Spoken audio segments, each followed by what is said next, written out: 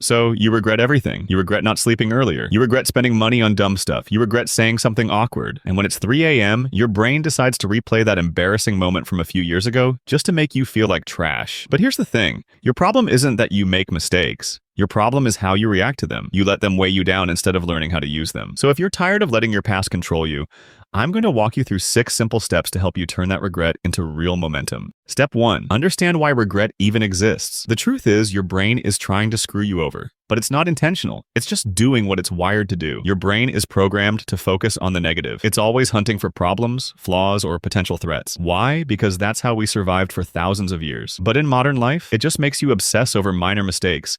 Things that barely even matter. It's called the negativity bias. Your brain will ignore the 99 things you did right today, but it'll zoom in on that one moment when you waved at someone who wasn't waving at you. Think about it. You had a decent day. Everything was fine. Then your brain pulls up that one awkward moment from 2018 and asks, "Are you sure everything's fine?" Suddenly, that moment is the only thing your brain is focused on. And here's the kicker. Your brain doesn't just remember things. It exaggerates them. You stumble over your words in a conversation. In your mind, you sounded like a complete clown. In reality, no one even remember it.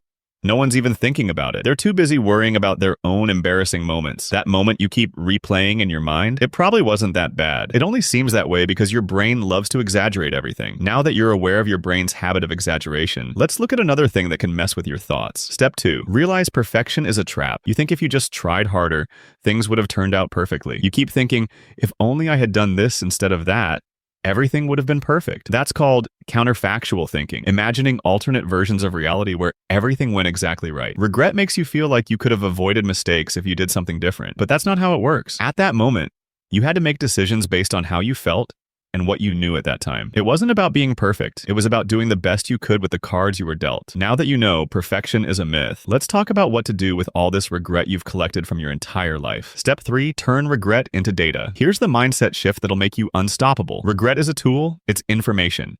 Your mistakes are data points that help you become stronger, sharper, and unstoppable. So let's flip the script.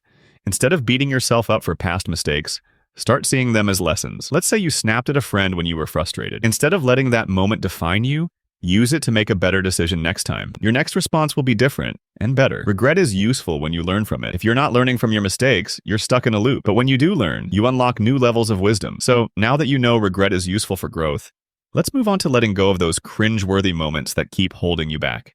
Step 4, let go of the cringe. Okay, we all do it. We do something that makes us cringe all the time. But here's the hard truth. No one cares. People are way too wrapped up in their own lives to remember your slip-ups. And this one is called the spotlight effect, where you think a tiny awkward moment is the center of everyone's attention, but nobody's replaying your cringe except you. So why are you holding on to them? That awkward thing you said in a group? Forget about it. The time you laughed too loud in the movie theater? It's not worth your energy. The more you obsess over these little awkward moments, the more power you're giving them. And trust me, they don't deserve that power. Life's too short to cringe over stuff that's forgotten by everyone but you. Laugh it off. Tell a friend about it. Then move on. Step 5, stop trying to fix the past. This is where most of you are stuck. You're stuck in the past trying to rewrite it. But the truth is, you can't. You can't go back and change what happened. But here's what you can do. You can control what happens next. You regret not working out yesterday? Stop. Don't waste another second regretting it. Take action right now. Make a schedule. Get moving. The key to unlocking your unstoppable self is action. Action kills regret every time. It's not about perfect execution. It's about starting up. You can't control the past, but you sure as hell can control the future. Now that you know, regret is powerless against action, let's talk about a super simple way to stop overthinking and just start living. Step 6, be a little dumber. This may sound weird, but hear me out. What if being a little dumber was the secret to happiness? I don't mean in a I think I can fly if I just flap my arms way, but in a stop analyzing every choice like it's life or death kind of way. You know what smart people do? They overanalyze everything. They think too much. They get paralyzed by the fear of making the wrong choice, and then they regret later. But dumb people, they don't get stuck in regret. They make mistakes and forget about it in the next moment. Smart people regret because they think too much. So try to learn from the dumb people and go with the flow like they do. It's time to stop letting the past define you. So stop regretting what you didn't do and start becoming someone you won't regret being. By the way, don't forget to check out this video because you don't want to regret missing it.